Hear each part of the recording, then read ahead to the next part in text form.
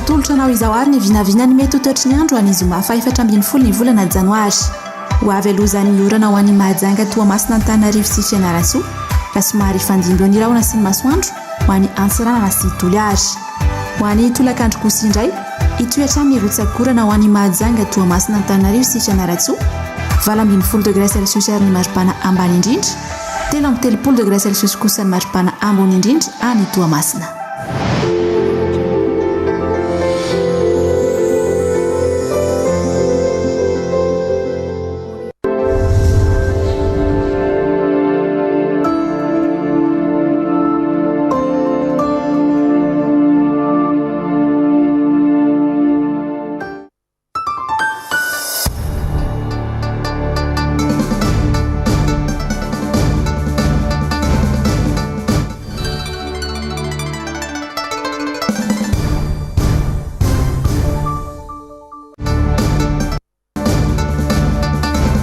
Ny Madagasikara tsy voalo araka ny tokony ho izy.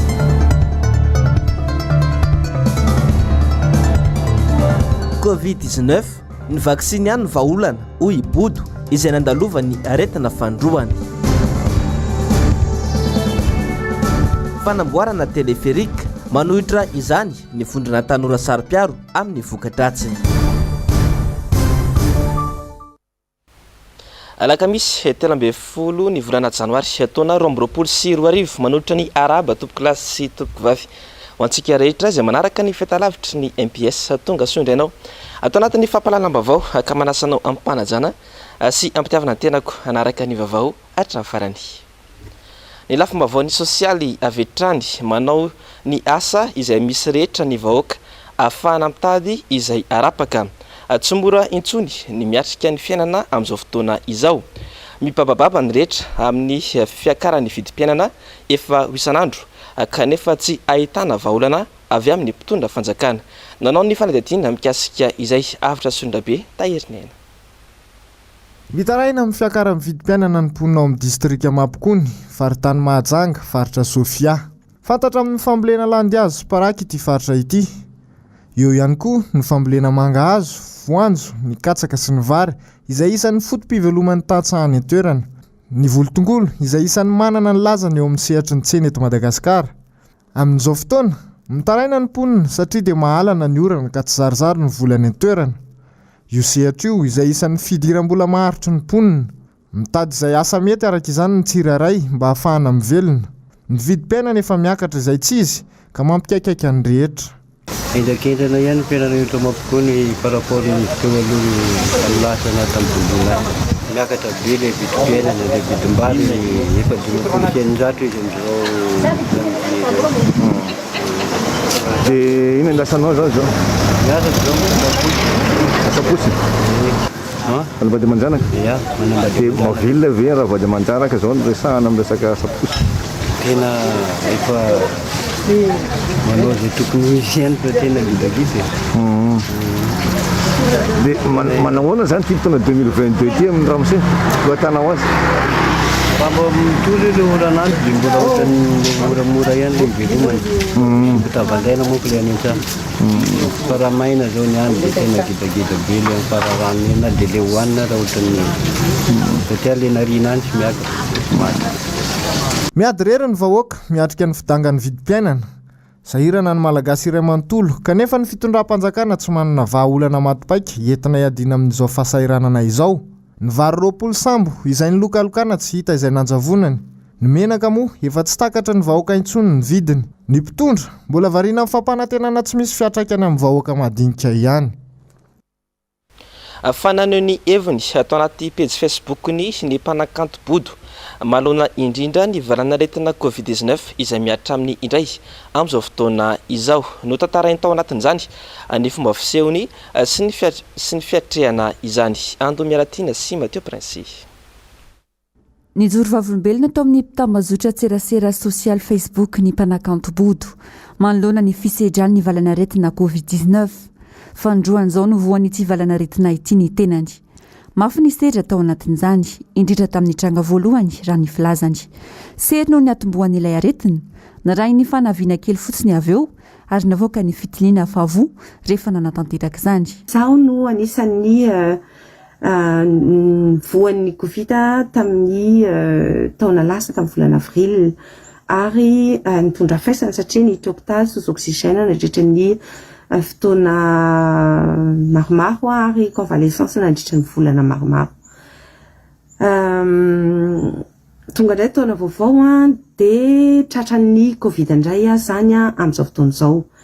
Nanomboka ny hevina teo zany dia nanomboka ny hevina dia natory dia rehefa maraina ako voany sery amin'izay. Dia nody zany dia tena an-dalana efa nanomboka nalazolazo kely. Zay hafahafa zany dia efa nanomboka nalazolazo kely dia tonga taty an-trano ny atoandro tamin'ny 2 teo dia tonga dia naloko namonjy fanjina dia nanomboka nitady torimaso zany anarenako an'izay rehetrarehetra izay dia zany eritratra hoe grippe zany. Ny lady zany nangorangorana ny alatsinainy satria ny nadoliprana isaky nadinina dia ny alatsinainy koa tsy nangorangorana intsony fa velona fa voany sery. Dia lasa aloha dia nanao test antigénique dia 10 minitra tarina ny prélèvement dia positif ilay izy. Tsy nisory ny bodo raha nilaza fa ny vaksiny ihany no antoka voalohany nahafaly niatrika ity valanaretina Covid-19 tamin'ny tindra mitoraka ity. Loza no niseho raha toa ka tsy nanao izany ny tenany. Tsy midika fa tsy ho voan'ny aretina intsony raha vita vaksiny fa kosa miaro ny rehetra tsy hatongavana ny mitranga fahasarotana izany hoy ny nambarany ka anentana ny rehetra hiaro tena amin'ny fananjana ireo fepetra sakana samihafa indrindra ny fanaovam-vaksiny. Soa aho fa vita vaksiny. Za dia efa volombelona miteny fa soa aho fa vita vaksiny. Raha oariko zany ny favoazako tamin'ny volana marsa lasa teo sy ny favoazako tamin'ity dia tsy misy dikany ity favoazako indray mandeha ity. Dia fa volombelona indray ilazana entiko milaza fa ratsy nanao vaksiny zany satria za manana tension, taizana tension, za koa be allergie be. Dia raha sanatria zany tsy nanao vaksiny dia sanatria vava niverina ohatrany tamin'ilay fotoana niainako an'ilay Covid tamin'ny voalohany. Amiko dia naombo ny vaksiny na manentana ny rehetrarehetra ako fa zava-dehibe ny fanaovana vaksiny. Mihamaritsika vita vaksiny dia mialefy ity aretina ity. Tsy misy afa-tsy ny vaksiny ihany no antoka ahafahana miaro tena manoloana ny valanaretina Covid-19. Manapirofo izany ity tranga niseho tamin'ity mpanakanto iray ity. Mahatra toy ny vaksiny afaka isafidianana ny sy ny toerana afaka anatanteran'izany eto amintsika ka nentanana ny olona feno taona rehetra anatanteraka izany. Tsy tokony ho tsonitsinyavina ihany koa ny fananjana ireo fepetra sakana ara-pahasalamana sy ara-pidiovana samihafa. Hatreto tsy antery ny fanaovam-vaksiny. Malalaka amin'ny safidy ny rehetra na anao izany na tsy. Famiafara amina fandrahonana olona ho faty mihitsy ny resaka ady tany ao Belambo ao Toamasina. Nitondra ny heviny sy fanazavana ary manao antsoavo amin'ny mpitondra fanjakana ny lehilahy iray niaran'izany. Ankoatra ny fijerena ny resaka kolikoly eny anivon'ny fitsarana sy ny fonja. Raha vorazafy mahenina sy manora Andria Malala. Resaka kolikoly misy teo anivon'ny fitsarana tao Toamasina teo amin'ny Zandary tany an-toerana ary ny fonjany Tsefaty eto Andrenivohitra nolazainy ity raim-pianakaviany ity ho antony nandresiny ny ramatory vahoaka marobe mahery ny 3,000 isa nonona teo amin'ny tany 770 amin'ny 100 hektara tao Belambo Toamasina. Izao anefa dia miaro fandrahonana ho faty izany resaka aty tany izany. Na itoriana madama tany Tamatavy tsy azo mihitsy satria le olona rehetrarehetra tamin'ny fitsarana tao Tamatavy taloha efa pomba anazy daholo. Fa ny ova zao fampanoavana ao Tamatavy zay va mba misy iringirina kely zany le vahoaka hoe mba hoe voaray le fitoriana zany. Taty amin'izao ndray nahatongavako eto satria fantako amin'izay za tao Antsiafa ay le madama ty nanao tentative d'assassinat meurtre te hamono za zany ny tena objectif amin'io resaka tany ihany zany ka ny karama pénitentiaire ray izy tao fa le pénitentiaire heureusement tena hoe sorako zareo tsy nanao an'le zavatra zany zareo. Antsoavy no ataon'ireo mponina ny toerana izay hiarana erim-pamoretana amin'ny endriny maro be ireo efa nigadra sy mbola voatazana ponja fa nanohitra ny fandravana trano tsy amin'ny ara-dalàna. Viako eto resaka impunité mba hanaitra ny pouvoir public, manaitra ny fanjakana, mba handray andraikitra amin'ity madama ty fa ity ihany mampiororo zay any tamatavy amin'ny resaka tany ity. Izany foana ve no ianany madinika eto amintsika ireo mpanambola nefa afaka manao tsindro ifalavo ary mipody fananan'olona tsotra izao satria mahafantatra olona ambony ka mieritreritra ny tsy ho azony aloka. Vaovao avy any Toamasina izay hatrany dia velotaraina ireo mpandova any Justin Panetivolo ao Toamasina. Hita mibaribary mantsy hoy ireo mpandova fa misy tokoa ny kolikoly avolenta ao ambadika ity raharaha ity. Tamin'ny alalan'ny fanaovana taratasy mpandovana osika no nentina nanaovana izany alatra izany. Rehefa nakeny eny anivon'ny commune ao Toamasina nefa ny mpandova izay nampiantso mpanao gazety androany dia tsy nahazo valiteny nafapo. Misy araka izany ny kolikoly ao ambadika ity raharaha ao Toamasina ity raha araka izao fanazavana manaraka izao. Miadiny amin'ny tribunal zay hatramin'izao manao annulation d'acte. Ny nombre ny dossier nay amin'izao fotoana 24 dossier. 24 dossier. Zay inisan'ny dossier nay zany 24 dossier. Ny mahatonga an'izany dossier zany betsaka be zany dia avy amin'le antsangatsy manorana zay fironiny zareo zany mikasika an'le trano satria isaky ny teteka zareo vakiny zareo le trano alainy zareo ny atanao anatiny. Dia tonga président Fokotany miantso anahy. Raha ny taratasy any amin'ny président Fokotany bazary be zany afa tsy latsaky ny telo no tonga any amin'ny président Fokotany. Fitaraina zay nataoko hoe ohatran'izao namaky trano tao indray zareo. Dia nefa anatin'le fitaraina nataon'izao indray hoe zay indreo namaky trano. Za zany tia mantatra tena diady ny nahafahany zareo nanao an'le mutation sy ny karazany rehetrarehetra. Dia zay no nitidiavako olona tany amin'ny commune zany nanaovako demande. Dia rehefa nanao an'le demande za dia mihazoazo fotsiny ny commune. Tsy mahazo valiny hoe tsy mety hita mihitsy le dossier. Zay ny zava-misy zany. Eo an-dalan'ny mpandresena ny tena fa tsy fantatra zay fivadiky ny raharaha satria zareo manko olona manambola ary tena miteny mihitsy hoe anay ny fanjakana. Zany ny zava-misy. Ny vaovao maresaka iraisam-pirenena dia midina ifotony ireo mpitandro filaminana amin'ny fanaraha-mason'ny mponina ny amin'ny fampanajana ny fepetra rehetra entina hiadina amin'ny valanaretina coronavirus ao Autriche. Na dia mena ary ny tsy fanarahan-dalàna dia tsapa fa misy fiatraikany amin'ny fidiram-bola ny fihibohana indrindra ho an'ireo toeram-pisakafoana ao Suède. Avitra Sondrabe Tahirinena. Alors que le variant Omicron déferle sur l'Europe, la pression s'accentue sur les personnes non vaccinées vivant en Autriche. Amin'izao fianaky ny variant Omicron izao ao Europe, entitra ny mpitandro filaminana ao Autriche amin'ny fanaraha-maso sy ny fampanajana ny fepetra-sakana rehetra hiadina amin'ny fiparitahan'ny valanaretina. Manentana ireo mponina any an-toerana izy ireo amin'ny tokony hirosoana amin'ny fanaovana vaksiny. Raha ny volana aprily izao ny daty voatondro fa tsy maintsy hiroso amin'ny fanaovana vaksiny daholo ny rehetra. Omaly tontolo andro fotsiny izao nandritra ny fisafona.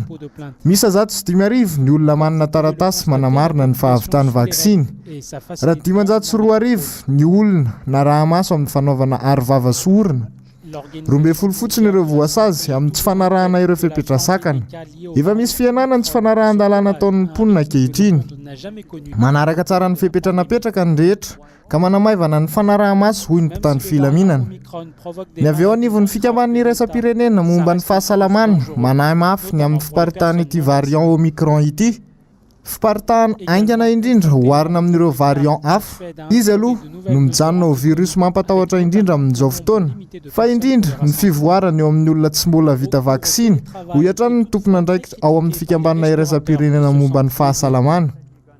Anatahotra amin'ny fianaka ity valanaretina ity, petraka paikadiny ao Suède amin'ny fanenana ny olona mivorivory amin'ny toerana iray. Ny fanaovana ny asa ampitain-davitra amin'ny tohatrany izay mampikaikaika ny toeram-pisakafoana amin'ny tsy fisian'ny mpanjifo. Mazava ny fepetra napetraka hoy ny tompon'ny toeram-pisakafoana iray izay manohy mivarotra kanefa ny olona tsy misy ka mangina ny tsena.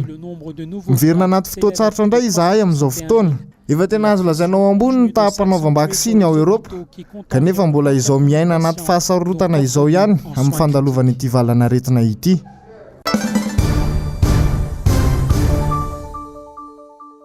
Fatotosany talata lasa teo ny fifampifondronana ny mpikambana antime tao taptanana ny mampikony ny fanindry andalana tamin'izany akomo ny fiampiarabana no ny taona vaovao 2024 tanjona hoiatrany ny fanazavana ny anamafisana indray ny firaisakina eo amin'ny rehetra ka anana heritsika afahana miatrika ny taona vaovao araka ny tanjona napetraka dia ny taona ho an'ny fijoroana avitra Sondabe sy Tahiriniana. Mitohy hatrany ny fameloma masy fampifondronana ireo mpikambana sy mpikatroka tima manerana ny nosy. Ny talata teo no nototosaina ny anjarany tao an-taptanana ny Mampikony. Fanindran-dalana tamin'izany ihany koa ny fifampiarabana nahatratra ny taona vaovao 2024. Tsy nanavahana na anizaniza ny fanatanterahana izany ka maro ireo tonga nanome voninahitra ity lanonana ity. Nanotry n'izany ihany koa ireo atoko politika maro tao an-toerana. Iray ny tanjona dia ny anamafisana ny firaisakina na izany eo amin'ny samy mpikambana na amin'ny vahoaka malagasy tsy vaky volo. Raha namafisy ny filompanorona ny antoko Marc Ravalomanina raha niditra ny vantana tamin'ny alalan'ny Antsoataribina nandritra fotoana io.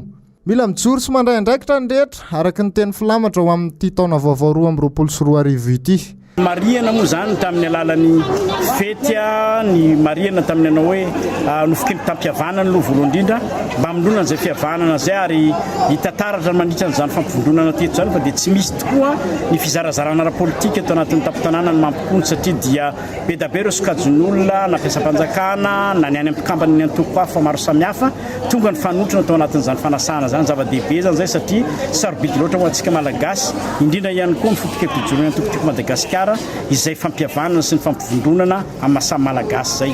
Anisany nanamarika an'izany ihany koa ny fidirany Andriamatoa Marc Ravalomanina fitompanolona mivantana avy any telefona avy any Antananarivo nampita ny hafatra ho an'ny mpikambana rehetrarehetra ao anatin'ny tokotiko Madagasikara tia Mampikony tiany manokana tao anatin'izany ihany koa ny sian'izany firaisakina na eo amin'ny samy mpikambana na eo amin'ny samy malagasy iray manontolo. Dia ny etsika teto Mampikony zany dia etsika ara-pihavanana. Etsika fetya fampiarabana tratran'ny taona ary teto no nampisehoana voalohany fa ny antokotiko Madagasikara dia afaka miaraka amin'ny antoko hafa na ny olo-kafa sasany. Izany hoe tsy manavaka ny antokotima rehefa misy raha tokony hiarahantsika na amin'ny fety zany na amin'ny fampandrosoana ny faritra. Iray tsy mivaky ny antokotiko Madagasikara. Tanjona ny amerenana indray ny filoha Marc Ravalomanina eo amin'ny fitondrana. Mbola namoafisin'ireo mponina ao Mampikony izany. Nambabo ny fony vahoaka tao an-toerana tokoa ny zava-bitan'ity filoha ity ka niporofonizy ireo izany tamin'ny fifidianana farany teo ka nahazony ny isam-bato ambony indrindra tao amin'ity komunina ity. Mila ny filoha Marc Ravalomanina ny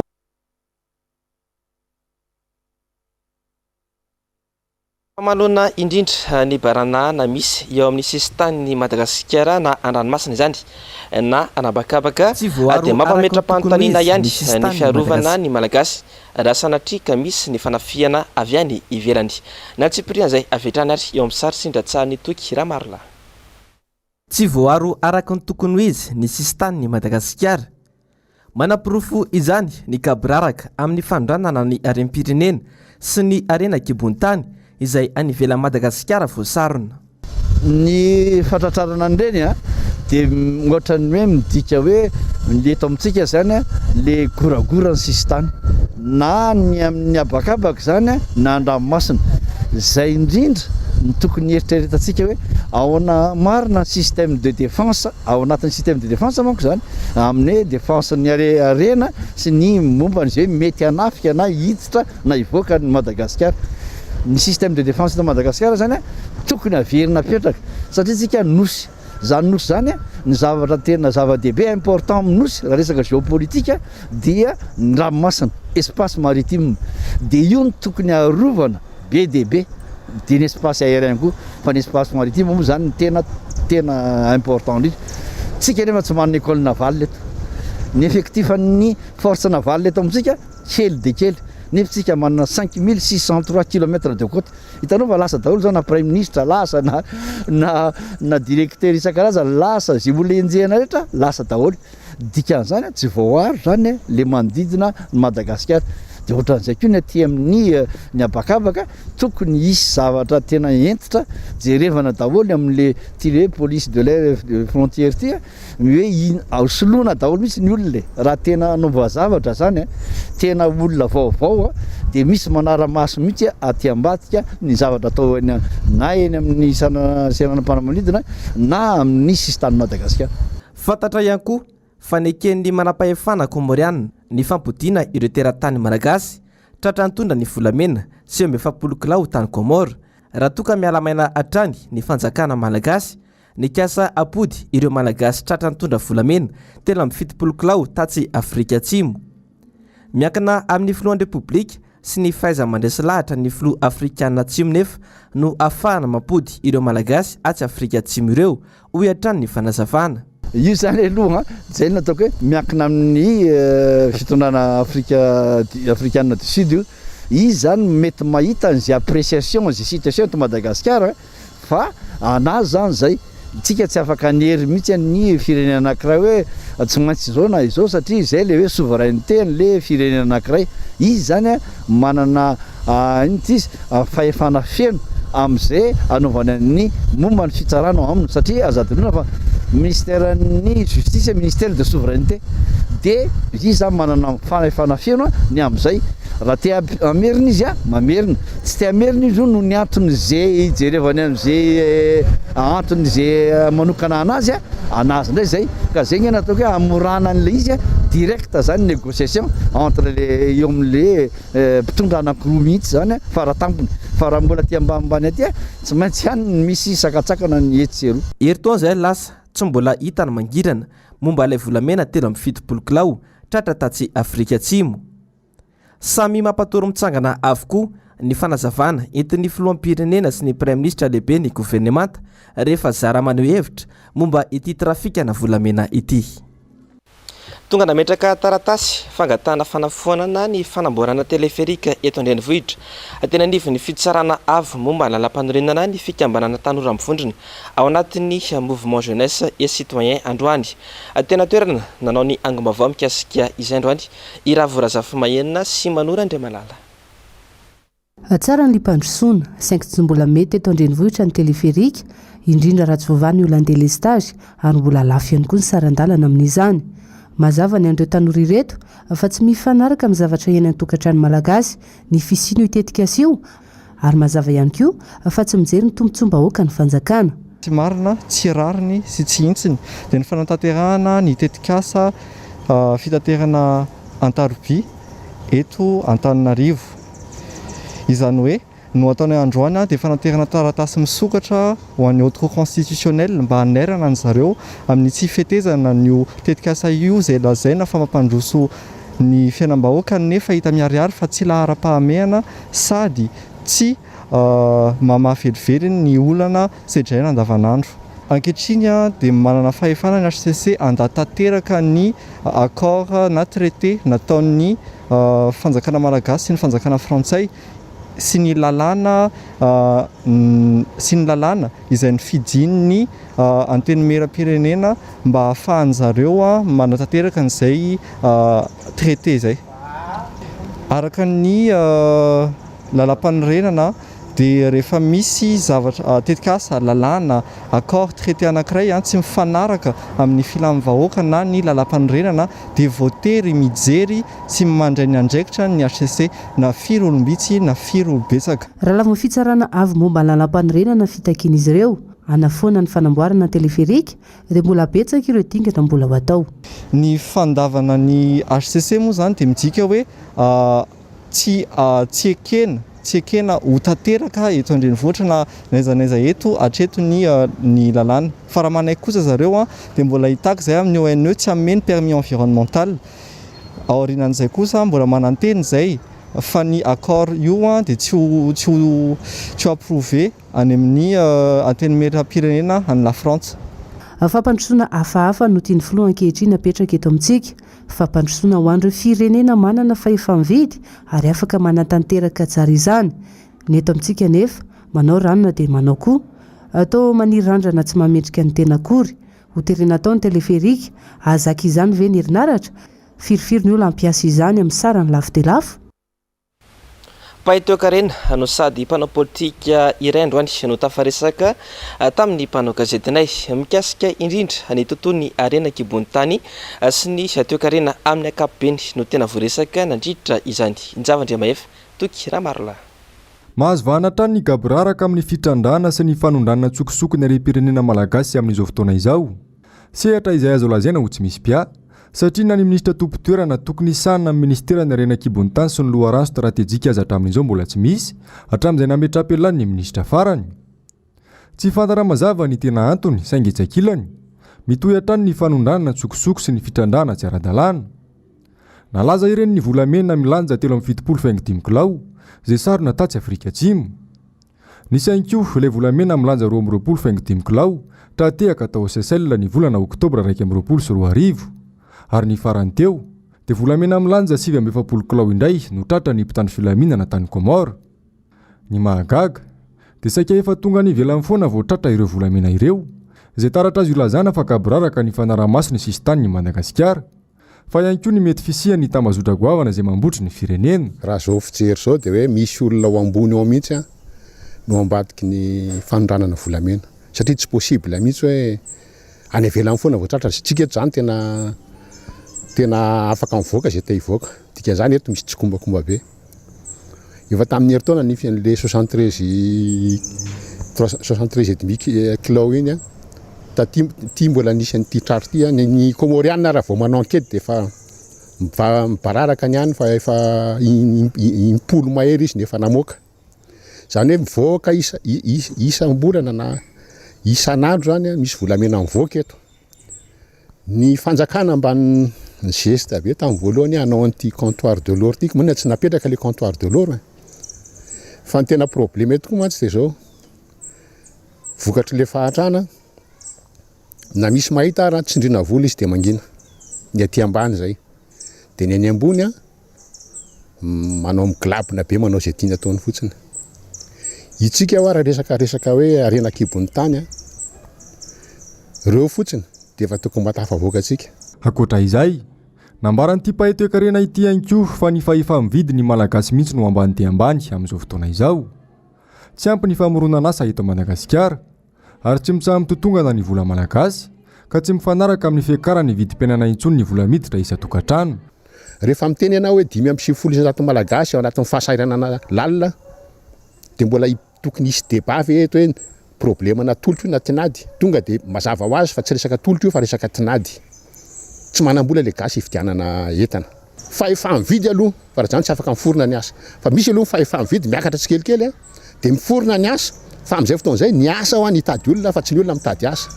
Ny zava-misy aloha hatramin'izao dia tsy manana politika mazava entana narenana ny toe-karem-pirenena ny fitondram-panjakana ankehitriny. Any amin'ny tsy mahamaika hatrany no imasony kanefa ny fiainana malagasy tsy mitsaha mitotongana. Fafanamby lehibe ho an'ny komina ambanivohitra Ambohimanambola ny siny fandriampahalemana any an-toerana. Nisaka izany ny fanomezana kodiaran-droa na moto ho an'ireo mpitandro filaminana any an-toerana ahafahana mampanjary ny asa ataon'izy ireo. Ando Miaratina sy Mateo Prince. Tsy nitsangamenatra ny komina ambanivohitra Ambohimanambola raha fampandrosoana no asinteny. Vita avokoa ny ankamaroan'ny asa nandritry ny taona 2024 iny nateo azan'ny olana maro lafy indrindra ny fisiany valana aretina Covid-19. Ny totsiny antony ezaka sy ny fampandehanandrara teo anivon'ny komina marina asa vita ny paka mivantana tamin'ny filany vahoaka ny fotony. Na izany asa betsaka ny fanatsarana sy ny asa mbola ho tanterainy raha nambara ny ambiny tanàna eny an-toerana. Tena mafy mihitsy nandiha amin'ny taona 2024 satria raha tsika malala ny fisian'ny aretina. Na zany na tsy zany ary nefa dia rehefa niara-ny ezaka ny vahoaka sy ny mpitantana dia afaka nanatanteraka asa maromaro ihany izay mipaka amin'ny vahoaka ny komuna. Anisan'izany ohatra fanaovana ny tatatra mba azahoana rano amin'ny fokotany vitsivitsy. Anisan'izany ihany koa no afaka nanamboatra ihany izay ny lalana ho an'ireo tena lalana sarotra andehanana. Dia ihany koa moa ny sosialy ny vahoaka amin'ny ankapobeny. Iny moa zany dia ezaka foana ny manariny satria izay zavatra atao zany dia rehefa manao anazy ianao dia mahita hoe misy tsy mety kely dia miezaka foana ny manarina. Dia anisan'izay mihitsy zao ny amin'ity taona 2024 ity fanatsarana trano ny service omena amponina atao anatin'ny commune mbo manambola. Antoka voalohany sy ny fampandrosoana ny fotony fandriampahalemana laharam-pameana ary fanambogoavana napetraky ny fiadidinany tanàna ny ampandry fahalemana ao amin'ity komina ity. Tsy ny kely soroka ary tsy ny andrasana fanampiana tamin'ny fitondram-panjakana ny fanatanterahana ny asa fa mandray an-tanan'izany komina. Eo ny fiara-miasa amin'ny mpitandro filaminana fa zava-dehibe ny fampitaovana ahafahana manafaingana ny asa ka antony nanolorana moto ireo mpitandro filaminana miasa iny antoerana.